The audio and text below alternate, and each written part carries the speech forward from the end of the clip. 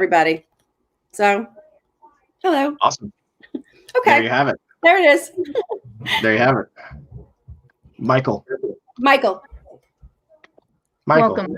Michael, welcome to the rebellion. Would you like to see a hedgehog? Oh, yeah, all the time. Like every day. Yeah. All right. Well, here What's she up, hedgehog? is. This is Lil Kim. Little Kim. Yeah. All right. And that's all. Oh, man, that's too funny. And that's all. Okay. Back to business. Now, the thing is that we all know you have more animals. I do. So that's the thing. Yeah, We all know you have more. they're in their cages or they're playing upstairs on the video games. But yeah. Good times. Yeah. Good times. We got people watching now, so we got to start talking about something. Should we just talk about Josh the whole time? Is that Yes. what we should do? Okay. Where should we start? Why is Josh's hair so good looking? Always. That's the question for the room. It's almost like it's a rubber mold. You know, it just like is on there. It's kind of like Santa Claus 2, or maybe it was 3, right? Where it was like a rubber Santa Claus and the hair was perfect and everything. It's like Josh just has a mold that he sits it on top and then it's set, you know? So jealous. It's true. It's true. And then the eyes, like, so he's got the hair, but then he's got the eyes, right? I mean, that's a double whammy. And there's forehead factor. Like he's got the good forehead to go with the eyes and the hair. Like, You're right. you know, if your forehead's too large or too small, it's obvious, right? And he can swing the hair straight up, and like he's also got stature to be able to swing hair like that without being like, I'm a douche, you know. Exactly. Yeah. Exactly. Do you guys think that Josh is such a good salesperson and sales coach because of these things? Like, do these things factor into his success? I mean, they have to help him get in the door. It's got to be at least like an edge in, right?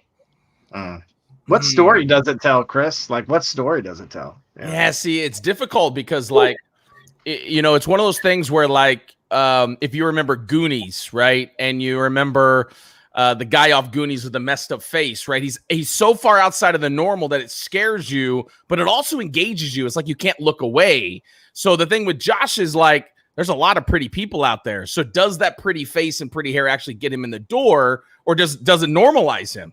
That's the thing. And like, I think it's to the eye of the beholder, right? If it's I think if it's a certain person that, wow, I really like this. This is great. Come on in. Or, oh, I've seen you sing. Please sing tenor to me.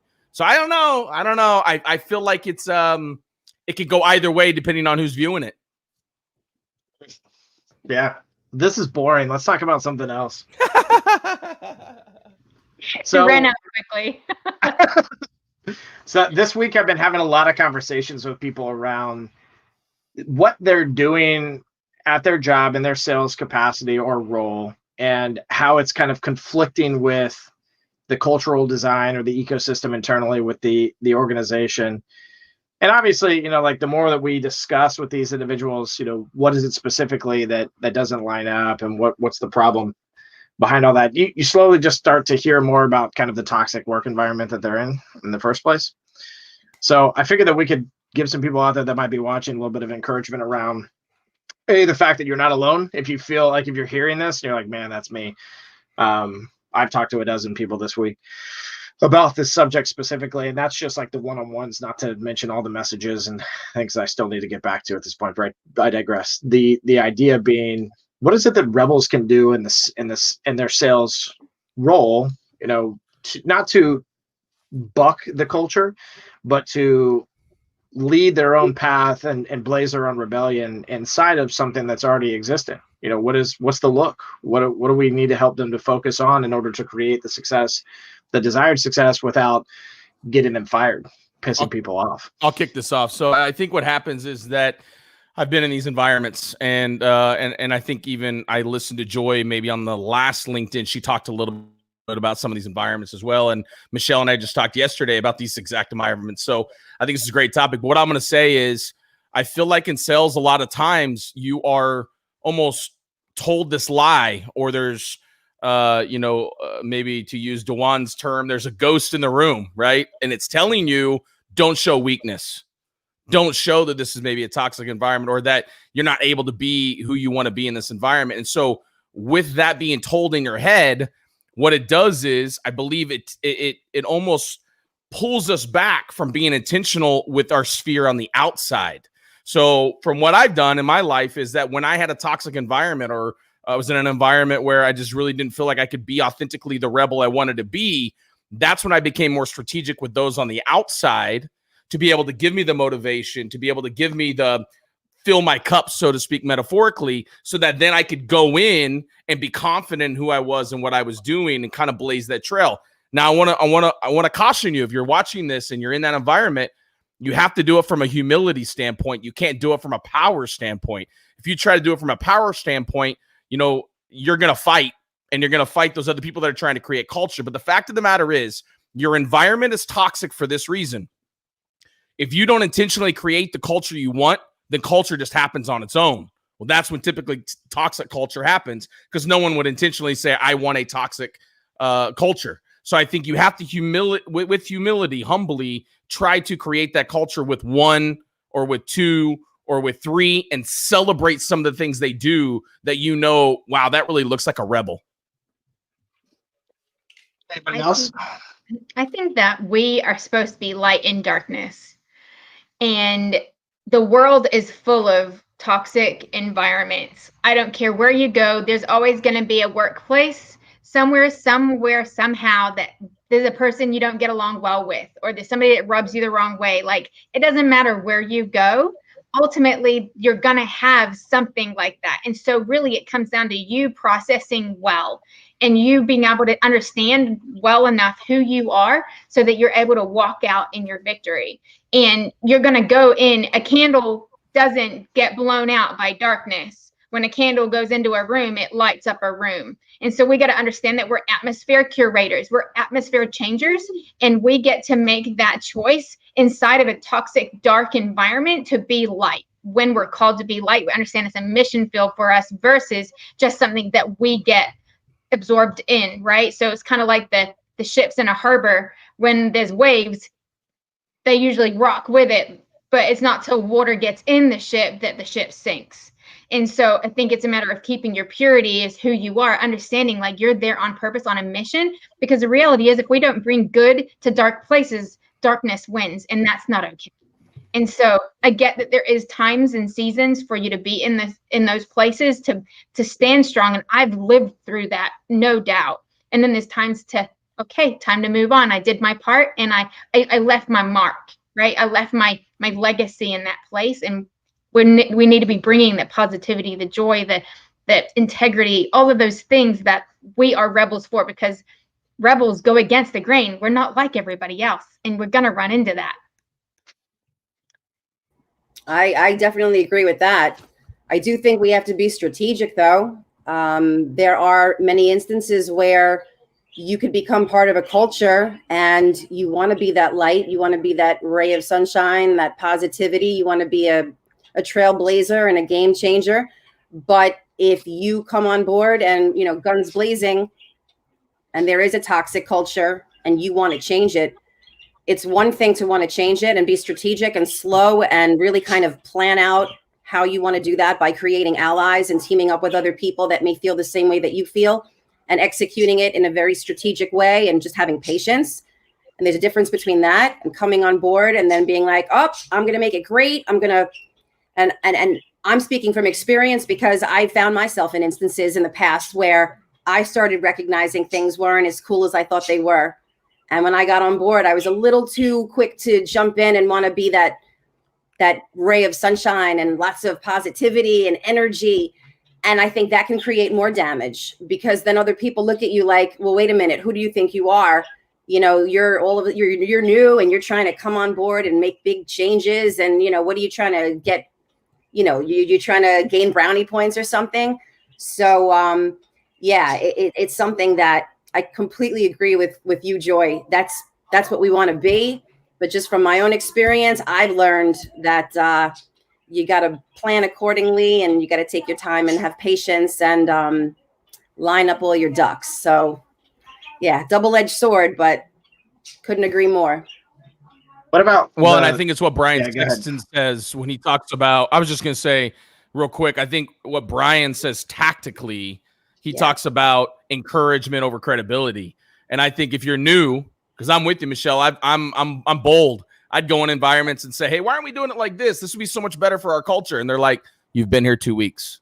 Oh, why don't we try it like this? You've been here for an hour. Why are you already? So I think to Brian, what Brian says, he talks about like encouragement. So I almost think like, how can you find the light, so to speak, with Joy's words? How can I find the light in my peers? Encourage that light so the light grows. Because that's easy. No one can say, hey, we need you to quit encouraging people. I'm sorry. That is not what our culture is about here. So I think tactically that might be, if you're out there listening, that might be just the easiest thing to do. Quit spending so much time on, I'm in a toxic environment. I'm in a toxic environment. I hate being in this environment. I'm in a and start saying, hey, let's start looking out. Who else is probably feeling that, not expressing that? And how can you compliment? Joy, I really liked what you did on that one email. I thought what you said, those verbiage, wow. Or so-and-so, I thought you did really well. And then that might slowly change the environment from internally. Absolutely. Yeah, I think that's a good point. So how does awareness fit into this? Empathy. You got to listen. You got to talk to people, get to know them, have relationships with your coworkers, your managers, everybody around you. Everything's a relationship. The whole freaking thing's a sale. You are making yourself aware. You're doing discovery constantly on your environment, and you're not just looking for the bad. You're doing discovery on good too. You're finding the good in people and helping draw it out. And that's awareness. You have to ask questions in ways that aren't leading, right? Ask questions in ways that aren't like obviously directing somebody towards a certain goal, and because we can all do that. We need to be able to be real and honest and get to know people's history. What have they been through? Why are they hurting? Like, how's their home life? What's going on there? Because that's often the most toxic people I've worked with have been people who have the roughest home life, and like they're just hurting. And so I think that it's really important to be aware who people are and what makes them who they are for now, because not everybody stays the same, but people are who they are right now. Self-awareness is very important. You have to be able to be tuned in. Not everybody is as tuned in as other people are. Like you come on board, and even if you're there for a while, just being able to take a step back and not just listening to what somebody says, but kind of understanding where they're coming from. And like Joy said, what their home life might be like, where they were over the weekend. Did something happen in their personal life? Did they just hang up on the phone with somebody and receive bad news? It's being tuned in all the time and not just looking at the situation right in front of you, that's 5 feet in front of you or even a foot in front of you. It's kind of taking it a step further and looking at it from 10,000 feet above, an aerial view looking down. And that's sometimes very difficult to do, but it's worth it because you establish an understanding of your surroundings and the people that you're interacting with. And when you get to a point where you get them and you get where they're coming from, you're not as quick to react and be impulsive and judge and respond. You kind of take a deep breath and you pause for a minute and you figure out, all right, this person's having a bad day or a good day, or this is what just happened. So that's just an elevated level of self-awareness that is not only good in your sales walk, not only good in the office, it's good in your walk. It's good in life. It's good with relationships, marriages, children, friendships, strangers, people you interact with on the street. So it's something that you can hold on to and cultivate that will help you anywhere you go. I was just going to say, I think the other piece to this awareness, when to leave, when to be done, when to quit fighting a fight you're not going to win. Yep. Just a quick small story. When I was in the education world and I was teaching and I was coaching soccer, we had a really good team. We lost to I worked at a Title I school. We're 50% Hispanic, 40% Black. I was usually the only Caucasian white person in most classes. Well, our entire soccer team was all Hispanic kids, 1 white kid, 2 Black kids, and we lost to a very rich all-white school. And we lose in the quarterfinals of the soccer tournament, which was really great for our team. We almost won 20 games, which was a big deal. And I remember I'm at a teacher luncheon with my coach, and I say, Coach, what do we need to do to beat those guys next year? We need to do X, X, X. And he looks at me and he says, Coach, we'll never beat them. That's probably as good as we get. And I say, Coach, I'm going to leave. What do you mean? We just had this great year. I can't be at a program that doesn't believe we can do more. I think at some point you have to recognize that if you can't change that culture from within, then maybe all that time and that energy and that dedication to trying to shed the light, you literally could pull that back in and maybe go and look for somebody that has the culture that you know you need to thrive in. Because I think, to Joy's point, I don't want to become the person that's hard to get along with because of the culture at my company. And now my family life is suffering because of that. So I think there's a little bit of awareness. I'm not using the word give up. I'm using it that I don't have my entire rebel family with me at the company fighting. They may be supporting me, but they're not all at the company fighting with me. So I think you have to have a little bit of awareness to know this is a battle I can't win, and I'm okay with that. I need to go find somewhere that affects my life in a positive way. I like all those answers. So I guess one of the big questions too is what kind of advice can we give to leadership around the same subject? Because we're talking to people that are dealing with it, but what about the leadership themselves?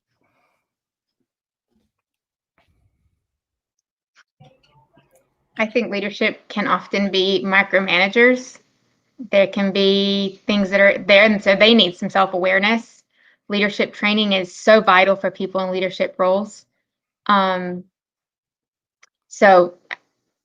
we have to be leading from the front, in companies. I see that with my husband, who he came into a leadership role after being, inside of companies, and has been given permission to make changes inside his company that help their culture. And culture is really an opinion of how people perceive what's happening inside the office, inside the organization.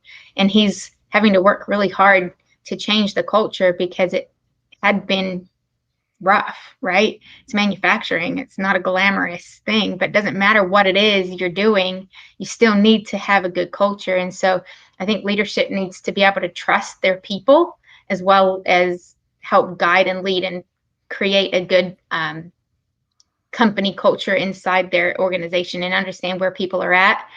I think asking people how they feel about their job in a way that maybe it's a survey that's not something that's got your name on it. So I don't even know the word for it right now, but I'd say that's something that helps you find out where people are at versus just assuming everything's fine. I also think companies more and more are outsourcing everything. They're outsourcing like temporary CFOs and CMOs and VPs of sales, and they're outsourcing HR, they're outsourcing sales training. And while I understand it from a financial perspective, get them in, do the job, get them out, just have periodic follow-up, coaching, whatnot.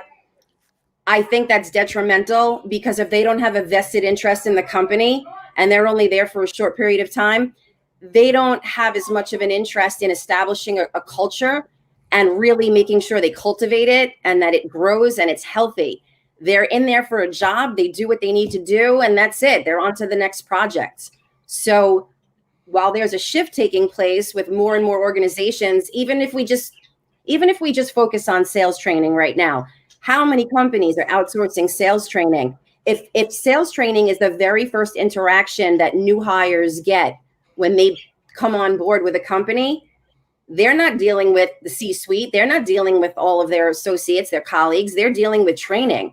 And if that's the first point of contact that they're getting, and it's not a positive one, and they can sense that there's no vested interest in the culture, no matter how good everything is, when they're done with training, it's going to take that much longer to get them up to speed and to prove to them that they're in a good, solid organization. And that's also something I can speak to from experience, because it's a catch-22. And that's why we're all here, right? We're all firm believers in coaching and ongoing coaching and training, because it's not just about in the beginning, get people up and running and send them out on their merry way and they're going to crush it. No, it's keeping up the momentum, and that has to be consistent. I'll just add quickly, from reading the book Culture Code by Daniel Coyle. He talks about how to build a healthy culture. And he says, really what people want to know is they want to know that they're safe. There's no threats. They want to know that they're safe there. And when I say safe means being able to be a rebel and taking risks, being able to build a brand or a persona within an organization and not feel like, oh, that means that me as a leader isn't doing well because he wants to be the copier warrior, right? That's not the case at all. In fact, it allows them to be authentic. So safety. 2 is vulnerability. Do I believe that I have, do I believe that I can be honest here, that it's a safe place I can be here and share? And I think that takes leaders being vulnerable themselves so that it's a trickle down. If my boss can be vulnerable, then I can be vulnerable and we can have honest conversations. And then lastly, and I think it's just so huge, is we have to let them know they have a purpose here. And to Michelle's point, that purpose has to be almost as big or bigger than the organization. And so I really think, to Joy's point, she said micromanaging. Just about a few weeks ago, I was talking to a leader. He's a director of sales. And I said, we've got to get away from micromanaging. And he goes, well, I've got these people, they just don't know how to. And I go, I understand. But micromanaging has such a negative word that you almost have to be really explicit and say, I'm not here to micromanage you. I'm here to micro develop you. Let's look at a few different pieces that we can develop. And I think that's the danger. We're managing people. We're not developing them, but we would be developing them if we remembered, I want to create a safe environment. I want to be vulnerable and honest with them as a leader. And I want them to have a purpose here. So I think those 3 questions, if you're a leader, you have to almost ask yourself, have I created that? Do they feel safe here? Am I ever vulnerable? Or do I just walk around in my suit and tie or whatever you wear and I have nothing problem, nothing's wrong? Look at my highlight reel on social media. Everything's great. I'm running this massive company and I'm doing it all myself. And I just think at some point you got to say we're all humans. Let's have a conversation and really see what purpose do you have here? So what is the number, like what is the cherry number of reps that a manager should be over in order to be able to control the environment better, from the perspective of being able to coach them and not just, micromanage them, right? But actually to build them up, breathe life into their sales walk. What's something from that perspective? And I guess it varies industry to industry to some capacity, right? How big is a business? How small is a business? But I think that the fact will remain, though, that if we were to say 5 is the number, that if you have 2 reps working underneath you, that you should be able to control that from a coaching perspective and not just be managing them, but being able to breathe life back into their walk and develop them. So, what's the thought on total number of reps essentially underneath a manager or vice president? Well, let me flip it back to you. How many relationships do you say you can actually get deep with in your life? How many real relationships do you're like, you know what, I can give, not just receive, but I can give to those relationships? What would you say? I think that's unlimited. That there is no real cap on that concept, that you can constantly be giving back and breathing life into people's walks from all perspectives. Like I was just talking to somebody not too long ago that was talking to me about their sales walk, but then they started to mix in a little bit of personal stuff because they were getting very loose and getting very, just comfortable in general inside of the conversation. And in that moment, I recognized that, it's not actually your sales walk that sucks. It's other stuff that you're battling that's causing you to look at your sales walk poorly, or to accentuate the problems that are happening there from that perspective. Right. So I think, like I just said, that you can be constantly breathing life back into people. It's just about how are you delegating yourself from that perspective? Like, are you sitting there listening to people actively, or are you just waiting for your opportunity to respond and give some wholehearted advice, right? Or tell them, well, do this and this and this, and you'll be better. So, but I do still think that from a day-to-day perspective, that from the role of a manager, essentially, to watch over their flock, that if you had 10 people, I feel like that's a lot, right? Even if it was, something that was scalable from the perspective of how much time each sales cycle took up from the rep, right? Like we could go into all the distinct, that we could make this an argument, right? But the idea is I personally think, like somewhere in that 6 to 8 range is the cherry number. That if managers have more than 8 reps or 10 reps, that there's no way that they can be able to have one-on-ones and sit around with them appropriately enough to be able to give them the time of day that they specifically need.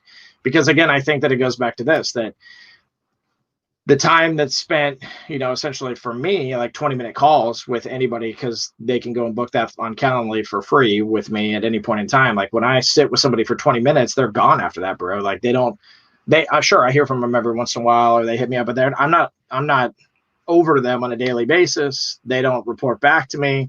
It's just quick and easy. So I think there still is an answer to the question from the perspective of everybody that's listening that has a management role, that has people under them, that might be saying to themselves, and I think this is the real question, I can't control all my people because I have too many, or I don't have the time to be with them all.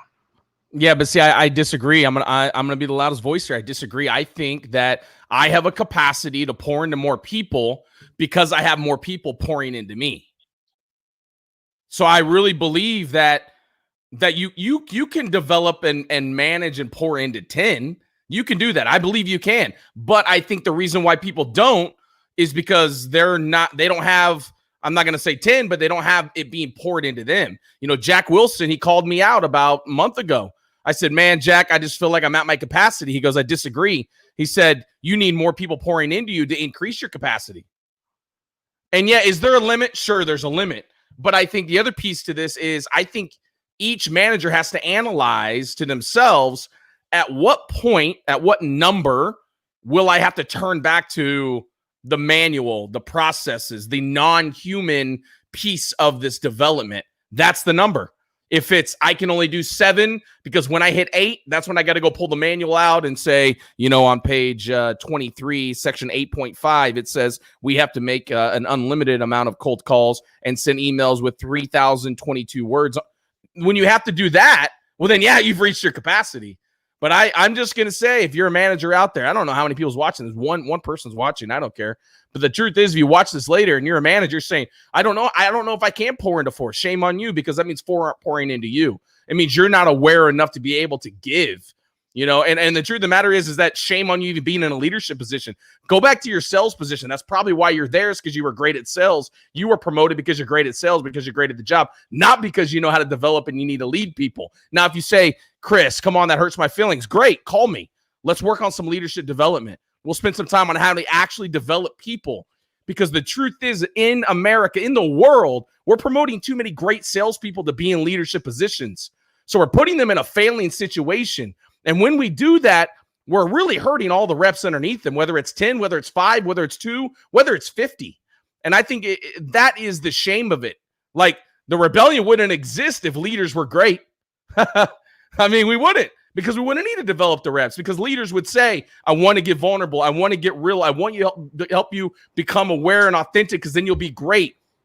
I want you to be creative. I want you to be the rebel inside, because as a leader, I'm a rebel. I'm leading you in a way you've never been led before. I'm helping you reach the legendary status, because that doesn't hurt my feelings, because we both can become legends in the end. And let's do it together. Let's walk together. I don't have to walk in front of you. You don't have to walk behind me. You don't have to carry my bags when we're walking ahead. It really hurts my feelings, because I just see so many opportunities that are failed by leaders. And it really comes down to that they just don't have anyone in their life that's helped them get to a point where they can be authentic and aware and real. Yeah. I'm so glad you brought that up. No, please. Go ahead, Dale. I was just agreeing. I'm just so glad you brought that up. I agree with him.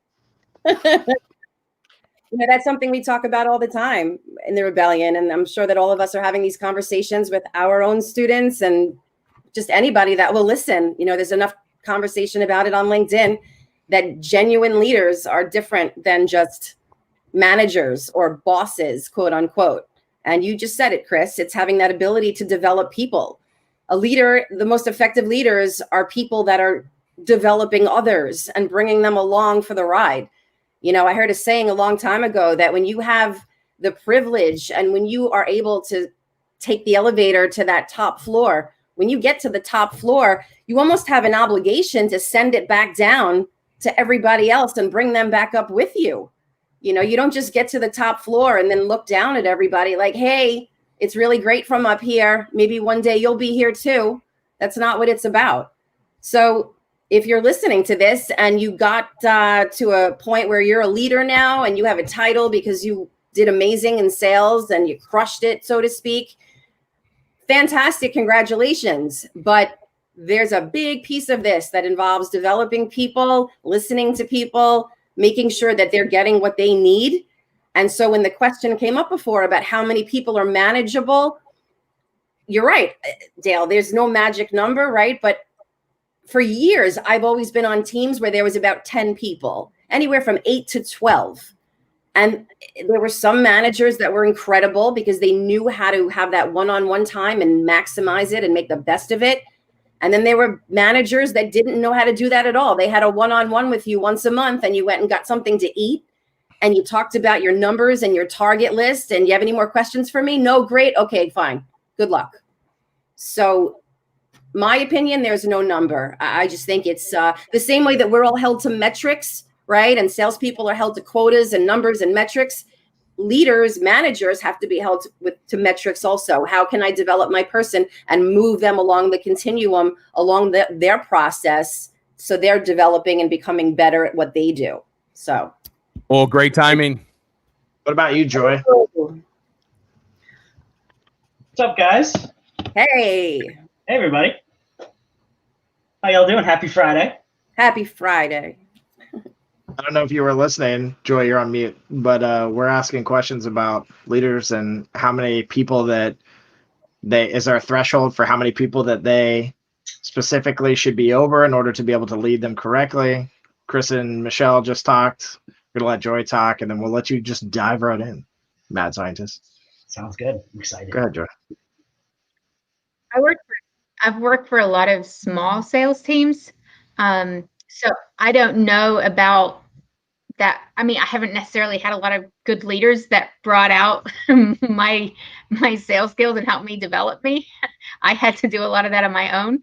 I believe that if you have a really good sales team that work well together, you could probably have more people in your team because the team helps to function in that development role together. So you all grow together and you all rise together. But if you've got a bunch of fresh salespeople who none of them know what they're doing, one manager it's got to be a real limit on how many people you could actually handle under you on the team. So that's my specific, from my experience answer. But I would say like that 7 number is probably really good.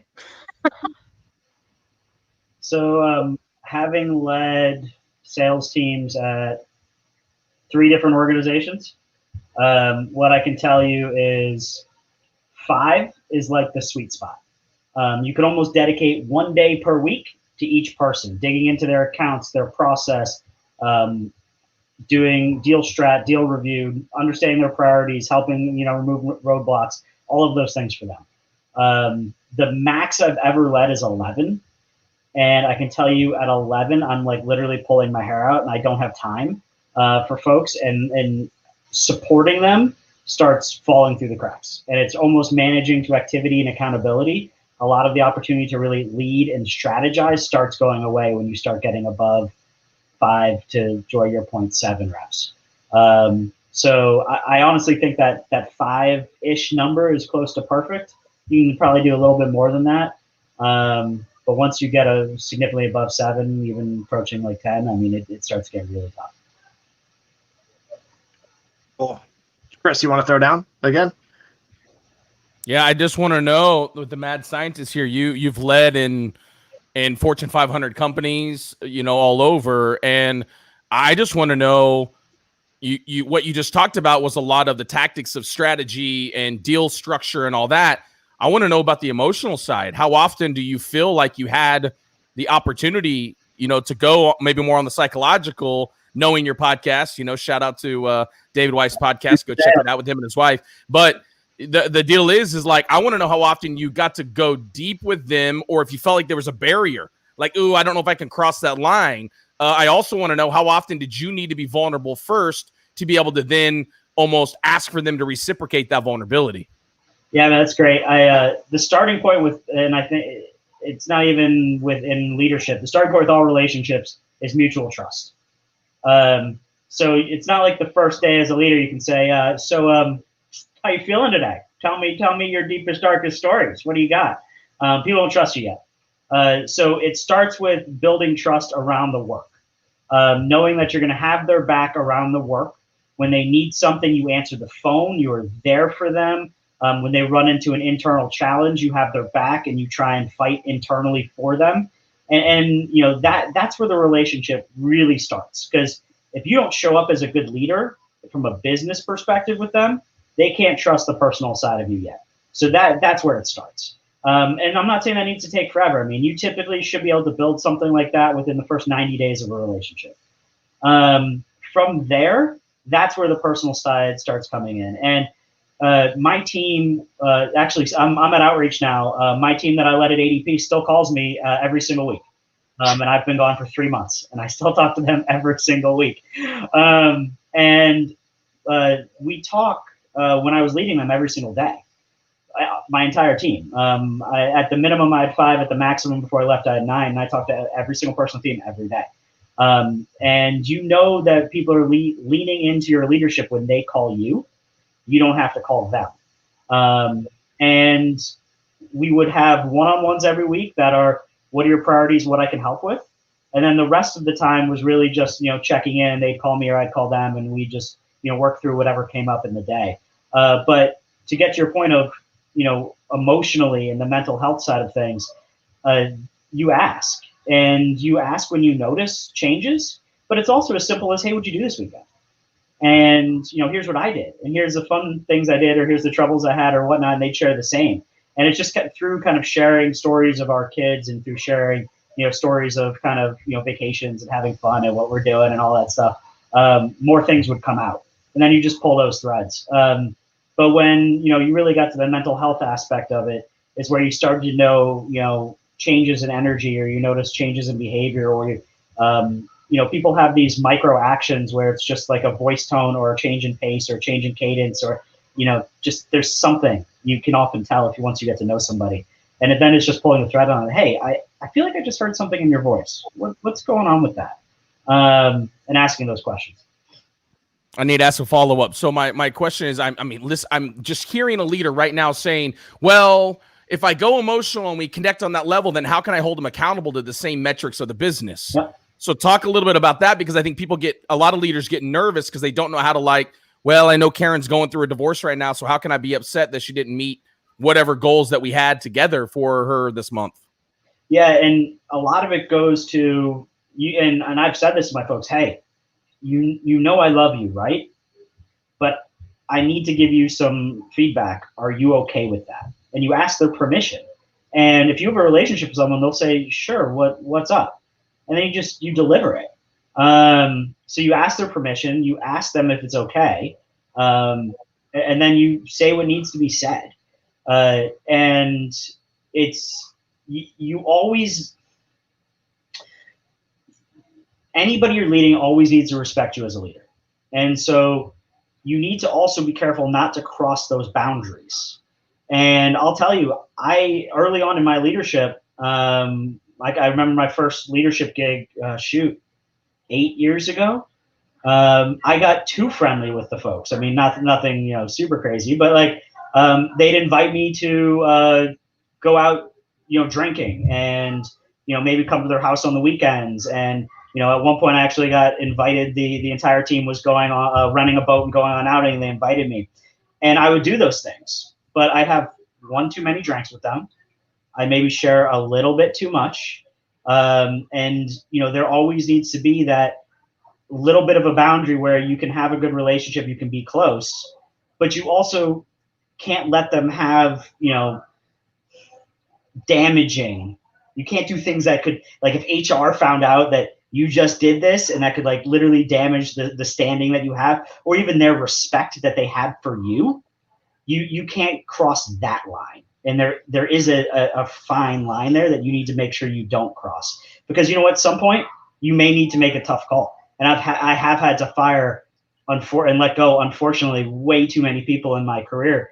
And if you've got a good relationship with them, and they will see it coming, and normally they are okay. But if you've done things to cross lines, they will hold that against you, and you can get in trouble during those times for it. So you just need to make sure you have that balance.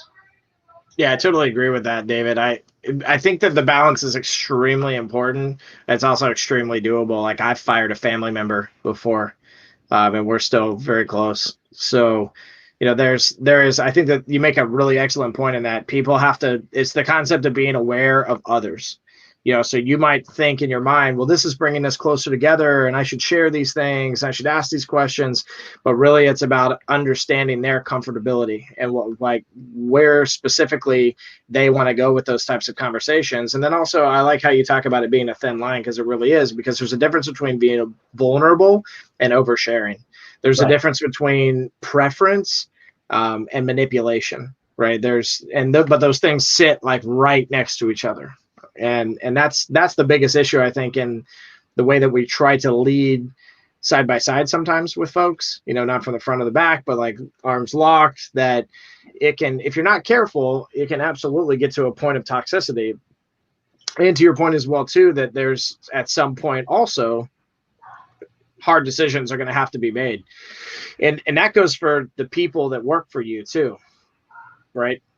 And what I mean by that is, at some point they might not be the right fit for the role, and they need to be honest with themselves about those things and be able to move on just the same. And so you need to be able to enable that kind of attitude and behavior just the same, so not making them feel that, oh my God, if I go to David and tell him that I'm quitting, he's going to hate me forever. And, it's that side of it as well too, just being aware and cognizant of others, more than anything inside of those situations. And then again, enabling. I think enabling can be healthy as long as you're not over enabling. I think that it can be healthy in regards to people's growth, right? How do we enable growth? How do we enable specifically growth inside of a culture that we're building with them? How do we think altruistically about that? Because it's not the problem I think that most people have is that they say, I want a culture like this. But how do they know that their people want that culture? How do they know that that's a good culture for their company, even at the same time as well, too? When was the round table that set everybody down that said, this is going to be the culture? What do you think? But instead, we just say, oh, we're doing a barbecue every year. And, at the end of every month, we're going to fire up the grill in the back and everybody's going to bring a dish. And, but slowly over time, instead of 45 people being there, there's 10. But no one ever asks why. They just say, oh, you can't make it. Oh, I'm sorry. There's never any kind of conversation around like what you said, that 2 weeks ago when we did the last one, this guy got way too hopped up on booze and was saying things that were extremely inappropriate that made everybody uncomfortable. And he was too drunk to even remember in the first place. And nobody brought it up because they're afraid. Yeah. So I think fear has a big piece of the puzzle too. And what a lot of people don't realize, and John Maxwell, for anybody listening that doesn't know John Maxwell, he's one of the greats on leadership. And he talks about this concept of leadership as currency. And every action that you do with anybody that you lead or work with, you're either adding currency and depositing, or you are taking it away. And that currency directly relates to trust and directly relates to that relationship. And if you do things and you do too many things, and eventually there's no more money in the pockets of the people that you're working with, they will reject you. They will tune you out. They will no longer listen to you, and they will leave. And even worse, they will tell others, and that personal brand that you have will be destroyed, and can bounce you out of an organization. And I've seen that happen to other leaders. So you need to be really careful to always be making sure that you are depositing more, and every conversation you have, you leave someone feeling like you built them up and the brand is stronger with them. And occasionally you will take away from that, and that's okay. But you need to be really cognizant of that, because if you get to a point, you will lose people forever. Dale, I promise I didn't plagiarize in my book. I called it something different. I didn't even know John Maxwell even talked about that. I call it the relationship bank account, because I said you make deposits, right? And then if you are critical, overcritical, critical, you eventually, the account's overdrawn, right? And there's no money in the account. And so when you ask, you got to make sure there's more withdrawals to be able to take, more deposits to take a withdrawal. And now I feel like I need to go put John Maxwell's name in my book somewhere. I feel bad. No, man, I'm sure it wasn't intentional. It's a good concept. So yeah, I love it, man. Yeah, maybe he'll read it and sue you. You know, I mean, that could be your claim to fame. That's a story. That's one hell of a story right there. Read by John Maxwell. Yeah. You know, this is a great conversation, but it's just not as good with David's hair like that. You know, guys. Dude, it is getting almost too long to mess with. Like it's freaking crazy at this point. So, and I just got a shower. It's like a mane. It's like a mane now. You know, it's like it's a man bun. I may need to start like clipping it in the back. It almost looks like gel. Benjamin Franklin or something. You know, when Benjamin Franklin would take his hat off, right? If he had glasses, I think it's Benjamin Franklin. I've been trying to peg it for like some weird philosopher or like Mozart or like I didn't know who it was. I think it's Ben Franklin. Ben Franklin said, "Beer is proof that God loves us and wants us to be happy." So, fuck yeah, man. I'm good for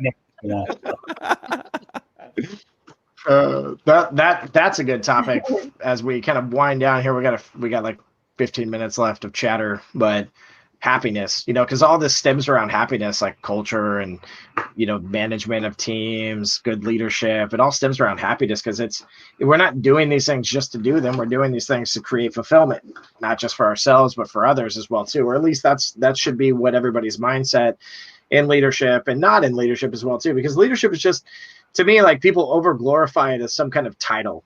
You know, like I like the janitor can lead, you know, the person at the front desk can lead.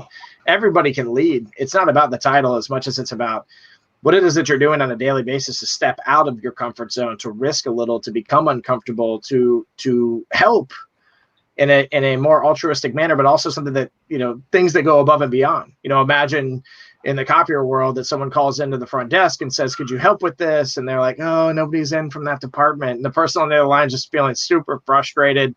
They're sending you emails. "You guys suck." You know, when all the person at the front desk had to do was, "Let me see what I can do to help."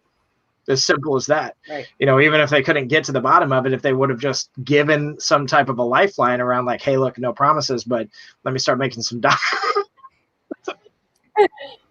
I guess that's the best part about doing it live. Like, the color we could just go. Oh my God. We could just go right back to Benjamin Franklin. I'm sorry. Who cares about happiness?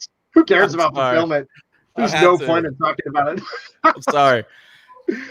Somebody take it away, Chris. I was just gonna. Yeah, no. Here's my point. My point is this: is that I think I read a book a long time ago. I had no idea where it even came from or what it is, but he talked about how people in an organization are either ducks or they're eagles. And ducks are the ones that run their mouth, that they just fall in line, right? Like you see the way the ducks work. They just fall in line. They do whatever the rules are. And their job isn't happiness. Their job isn't going above and beyond. Their job isn't, I want to make sure that I am employing that this person understands. Like, you know, it's interesting what we teach in the rebellion when we talked about that you can't hide behind the brand. I don't care what you're selling. You can't hide behind it. That, you know, really, we have to think about it as like we are as big as the brand, and they buy from Chris Watson, whatever solution, whatever it is, because this goes into identity, right? Because if I believe that my identity is not rooted in the company, that I'm Chris Watson, regardless whether I work for XYZ or ABC, well, then now I'm an eagle at that point. I'm not a duck, because I'm saying it is more important that this person knows that Chris Watson cares about them. You know, something I've been doing on my proposals lately is I've been saying, hey, you know, I'll be honest with you, David. I can't put myself on a proposal. And if I could, I wouldn't even know what price to put on there. But what I can tell you is when you decide to do business with me, you get Chris Watson. You get all of Chris Watson, whatever that matters. And I think that is the separation of wanting people to be happy, wanting people to be fulfilled, because that's about relationships now. And it's not about just the solution or the fix or whatever the widget you're selling is. Yeah, Gartner did this really comes out with great studies, but they recently came out with consensus selling, and then they've talked about a lot about like the new buyer journey. And one of the number one things that buyers are talking about these days is there's so many competing products out there.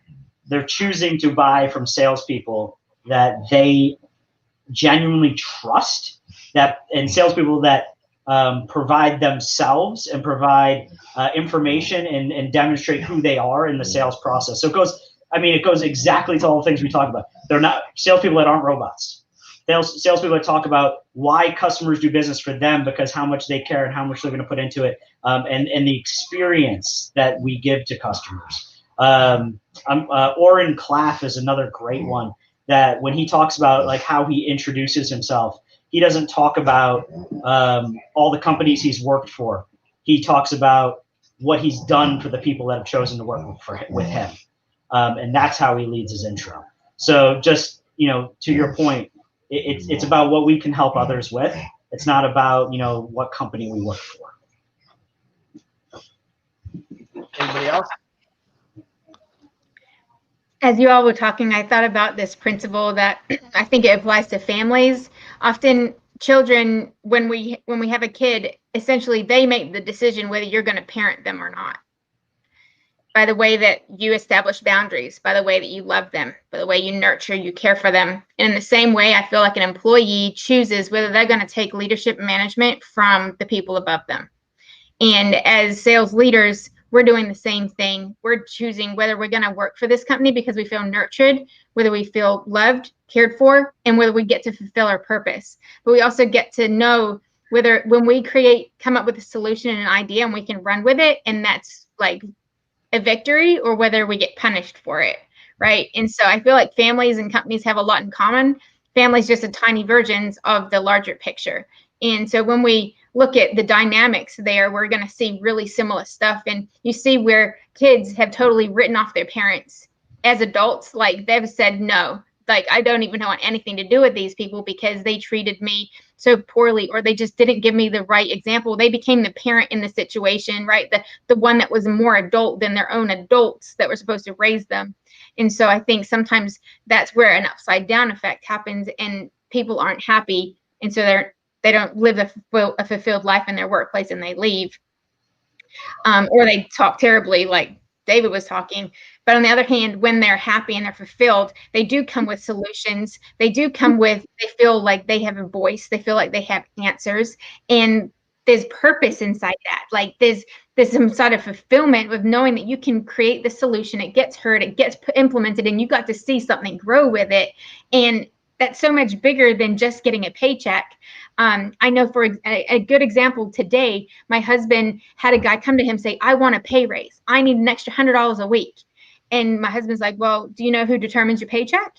And he's like, this guy, the CEO or you, HR. And he's like, no, who determines your paycheck? He asked him one more time, give him another chance, and maybe you get the right answer.